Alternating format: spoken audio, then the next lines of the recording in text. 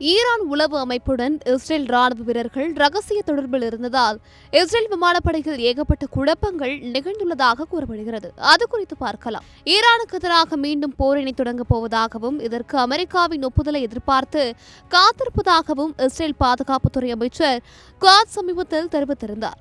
இந்நிலையில் இஸ்ரேல் ராணுவ வீரர்களை விலைக்கு வாங்கி அவர்கள் மூலம் உளவு ரகசியங்களை ஈரான் தெரிந்து கொண்டதாக மேற்கத்திய ஊடகங்கள் செய்தி வெளியிட்டுள்ளன.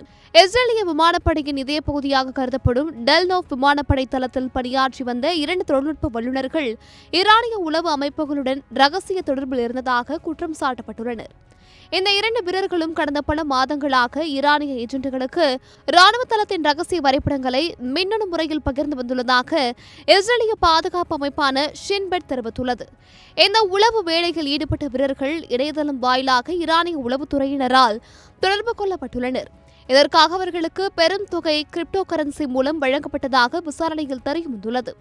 பண ஆசை காரணமாக தங்கள் நாட்டின் பாதுகாப்பையே அனுமானம் வைத்த இந்த வீரர்கள் டெல்னோவ் தளத்தின் முக்கிய பகுதிகளை புகைப்படம் எடுத்து அனுப்பியுள்ளனர்.